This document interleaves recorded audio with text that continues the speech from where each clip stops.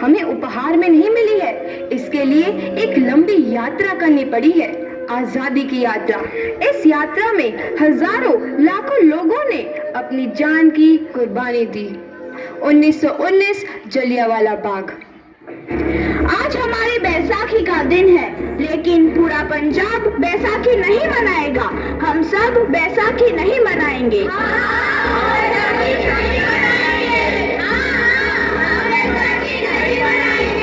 जब तक हम अंग्रेजों को भारत से बाहर नहीं निकाल देते, पूरा पंजाब बैसाखी नहीं मनाएगा। अच्छा, तो तुम सब हमारा विरोध करता है, भाग जाओ यहाँ से, इसका अंजाम बहुत ही बुरा होगा। हम नहीं जाएंगे, तुम लोग जाओगे, हमें नहीं, तुमको भारत से भागना होगा। Soldiers fire!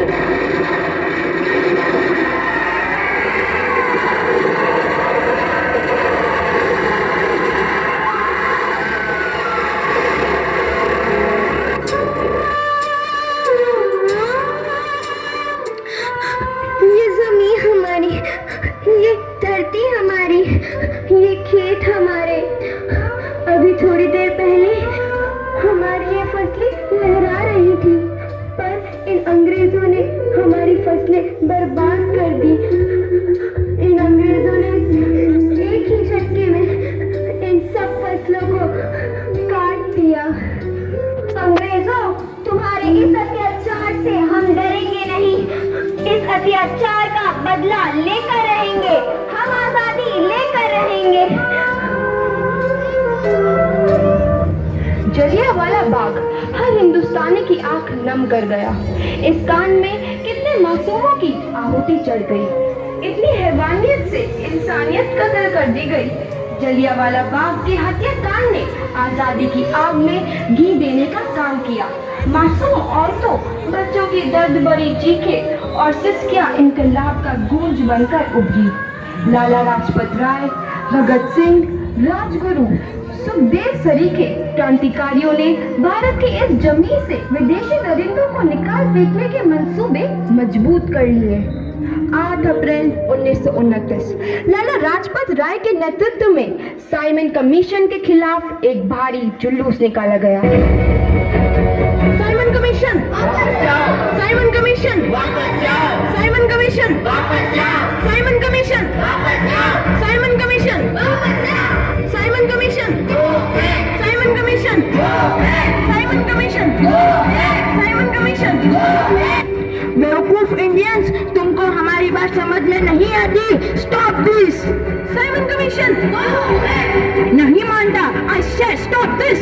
लाला जी, आप आगे बढ़ो, हम आपके साथ हैं। लाला जी संघर्ष करो, हम आपके साथ हैं। लाला जी संघर्ष करो, हम आपके साथ हैं। लाठी चार्ज करो।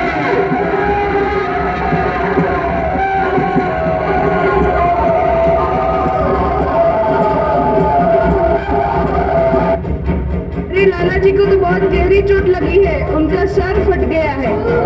मेरे शरीर में लगी एक एक लाठी अंग्रेजी सरकार के कफन में कील का काम करेगी। ये आजादी की लड़ाई रुकनी नहीं चाहिए। ये जिम्मेदारी मैं तुम सबको सौंप कर जा रहा हूँ। लाला लाजपत राय की दर्दनाक मौत के बाद भगत सिंह, सुखदेव, राजगुरु वतन के इन मतवालों के खून में ऐसा उबाल आया जिसका सामना करना अंग्रेजी सरकार के लिए मुश्किल हो गया। अंग्रेजों को करारा जवाब देने के लिए स्कॉट और सैंडर्स को मारने की रूपरेखा रची गई।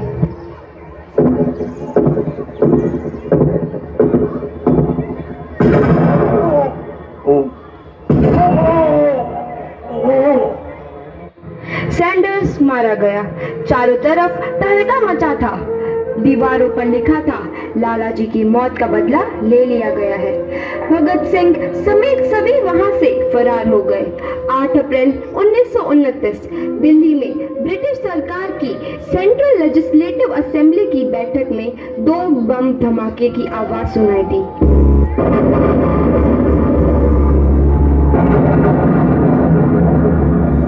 धमाकों ने अंग्रेजी पूरी हुकूमत को हिलाकर रख दिया। इस घटना को अंजाम देने वाले भगत सिंह, राजगुरु और सुखदेव ने अपने आप को अंग्रेजों के हवाले कर दिया। 1930 को अदालत ने अपना फैसला सुनाया। मुलजिम भगत सिंह, मुलजिम राजगुरु, मुलजिम सुखदेव को दफा 121 और दफा 302 के तहत ये अदालत तीनों को मुजरिम करार देती है और इस गुस्ताखी के लिए ये अदालत इन तीनों को सजाए मौत की सजा सुनाती है। सरफरोशी की तमन्ना अब हमारे दिल में है, देखना है जोर कितना बाजुए कातिल में है।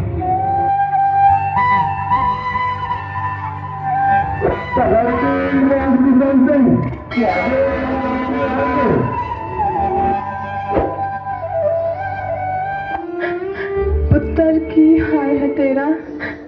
मैं चंगा हूँ माँ, फिक्र करने की कोई गल नहीं। पुत्र, मेरा दिल तेरी तरह पत्थर दिल नहीं होगा। तेरी ये गला सुन के मेरा कलेजा फटे जा रहा है। माँ, मेरा दिल कोई पत्थर जैसा नहीं है, एक वतन परस्त का दिल है जो मेरे देश प्रेम के जज्बे को ताकत देता है। बेटा, मेरा लाल। माँ, आज मेरी तपस्या पूरी होने जा रही है। जे तू रोई तो मैंने तकलीफ होइया। सोच, तेरा पुत्र आज शादी करने वास्ते जा रहा है। फर्क केवल इतना है, वो घोड़ी पर नहीं फांसी पर चढ़ने वास्ते जा रहा है। आज तू क्रांतिकारी की माँ है, कल तू एक शहीद की माँ होगी। माँ। पुत्र भगत, तू इतनी छोटी उम्र में हम सबको छोड़ के चला जाएगा। तूने जिंदगी में देखा ही क्या है पुत्र? मैंने अपनी माँ देखी है, जिसने मुझे एक ही बात बताई है कि बेटे, अपने देश के लिए एक बार मरना 100 बार जन्म लेने के बराबर होता है। अच्छा माँ, अब आशीर्वाद दे, आखिरी बार विदाई लेने का समय आ गया है। भगत, मेरे लाल।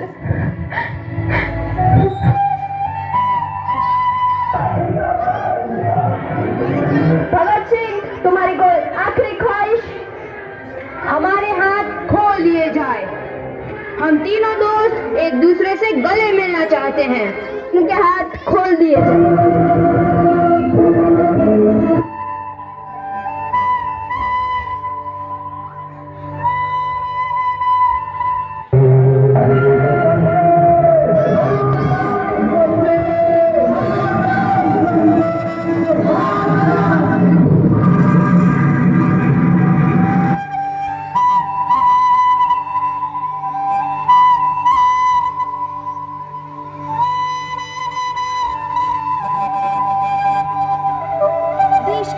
नौजवान के मन में आजादी की नई उमंग हिलोरे लेने लगी। अंग्रेजों भारत छोड़ो का नारा जोर पकड़ रहा था। सबने एक आजाद भारत का सपना देखना आरंभ कर दिया था। हर कोई अपने अपने ढंग से इस महायज्ञ में अपनी आहुति दे रहा था। सुभाष चंद्र बोस, रानी लक्ष्मीबाई, तात्या टोपे और मंगल पांडे जैसे शहीदों की कुर्बानी आई। 15 अगस्त 1947 को भारत आजाद हुआ।